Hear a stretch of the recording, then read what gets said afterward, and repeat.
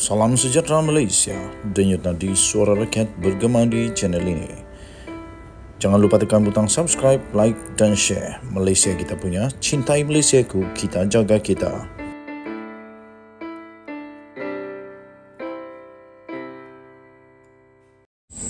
Salam sejahtera Malaysia, selamat pagi tuan-tuan dan puan-puan yang dihormati sekalian. Selamat petang, selamat malam. Tak kiralah bila anda melihat video ini sama ada pagi, petang, malam, selamat semuanya. Sebelum kita mulakan, mohon kiranya untuk anda tekan butang subscribe, like, share dan komen. Dan mohon kiranya juga anda meninggalkan jejak dengan mengomen itu ya. Dan kita mohon juga untuk anda dapat join member sekiranya anda ingin support channel ini. Terbaru ini, Perdana Menteri pula mengejutkan sekali lagi, pastinya mengejutkan ramai pihak dengan pengakuan pendedahan terbaru ini. Kenyataan terbaru daripada Perdana Menteri yang pasti akan menggegarkan Malaysia. Tender perlu diberi berdasarkan keupayaan dan prestasi syarikat saja. Itu tajuk berita yang saya sangat tertarik dan saya setuju bahawa inilah yang sepatutnya dilakukan oleh semua kerajaan di Malaysia. Tidak kiralah kerajaan dulu, kerajaan sekarang, kerajaan akan datang, tender itu sepatutnya diberikan berdasarkan keupayaan dan bukan berdasarkan rapat atau tidak, kawan atau musuh dan sebagainya. Kerana itu akan menentukan siap atau tidak projek itu dengan berkualiti. Apa pendapat anda? Sila tinggalkan komen. Perdana Menteri Datuk Seri Anwar Ibrahim menegaskan tender bagi semua projek besar perlu dianugerahkan kepada sesebuah syarikat berdasarkan kepada keupayaan dan rekod prestasi syarikat berkenaan semata-mata. Anwar berkata ini merupakan prinsip-prinsip yang menjadi panduan dalam menawarkan tender bagi projek-projek besar dalam negara. Katanya dalam mesyuarat dengan jawatan kuasa tender yang membuat keputusan berhubung projek-projek besar ini, saya memberitahu mereka bahawa nama syarikat-syarikat berkenaan tidak seharusnya didedahkan. Nama saja ia syarikat ABC. Kita menetapkan bahawa keputusan perlu dibuat berdasarkan kebolehan, rekod prestasi dan keupayaan kewangan, katanya. Saya setuju sangat. Katanya semasa berucap pada majlis makan malam bersempena dengan ulang tahun ke-50 Persatuan Pemaju Hartanah dan Perumahan Malaysia REHDA di Kuala Lumpur pada malam tadi. Anwar yang juga adalah Menteri Kewangan Malaysia sekarang ini berkata sekiranya ia melibatkan tender bagi projek-projek seperti Jana Wibawa, ia seharusnya diberikan kepada syarikat Bumiputra menerusi proses pemilihan. Namun proses itu juga perlu telus. Anwar berkata penganugerahan tender yang telus adalah penting bagi memberantas rasuah dalam negara yang dilabelnya sebagai sekarang ini endemik.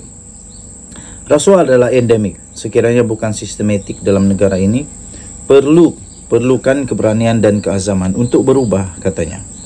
Sementara itu, Anwar berkata, isu yang membelenggu sektor perumahan dalam negara boleh diselesaikan dengan mengubah proses yang lapuk, memacu dan memudahkan prosesnya. Dia berkata, masih ada ruang untuk penambahbaikan bagi peraturan-peraturan dalam negara serta kadar kepantasan kelulusan yang diperlukan oleh pemaju. Katanya, kita telah pun berbincang dengan semua menteri besar agar majlis perbandaran di negeri-negeri dapat membantu dan menyegerakan proses-prosesnya, katanya. Turut hadir pada majlis makan malam itu adalah Menteri Pembangunan Kerajaan Tempatan Ngah Korming. Tahniah diucapkan kepada Datuk Seri Anwar Ibrahim. Inilah yang diperlukan oleh negara Malaysia supaya negara Malaysia boleh terus maju, boleh terus mengorak langkah ke depan tanpa rasuah. Rasuah benar-benar merosak negara Malaysia. Rasuah benar-benar merosak masa depan negara. Anak-anak muda harap-harap dapat menghindarkan rasuah dan kita hentikanlah rasuah ini. Kita jumpa lagi. Bye-bye. Salam sejahtera Malaysia, tunjuk nanti suara rakyat bergema di channel ini. Setelah sekian lama, selalu ada letak jawatan mengejutkan seluruh Malaysia. Kali ini tiba-tiba satu lagi insiden letak jawatan akhirnya menggegarkan negara Malaysia. Tapi sebelum itu saya ingin mohon bagi anda yang belum subscribe, sila tekan butang subscribe untuk support channel kita ini. Dan bagi anda yang sudah join member, saya ucapkan bilion terima kasih. Dan saya juga mohon untuk anda support channel ini dengan tekan butang member. Dan ada kelebihan-kelebihan bagi anda yang sudah join member bersama channel ini. Contohnya kita akan berikan baju t-shirt, yang mana sudah beberapa orang yang sudah kita hantarkan baju t-shirt tersebut. Terbaru ini ya tuan-tuan dan puan-puan, disahkan bahawa seorang lagi orang besar di dalam Malaysia telah meletak jawatan serta-merta. CEO Parmaniaga disahkan telah meletak jawatan. Zulkarnain yang telah pun berkhidmat dengan Parmaniaga sejak September tahun 2020 lagi, dan sepanjang tempoh perkhidmatannya, syarikat itu sebenarnya telah mencapai pertumbuhan perniagaan yang ketara di pasaran swasta Malaysia serta operasi di Indonesia, akhirnya mengumumkan letak jawatan.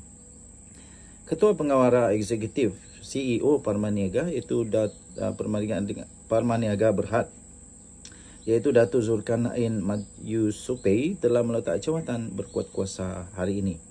Parmaniaga dalam satu kenyataan berkata, Zulkarnain keluar untuk peluang yang lain.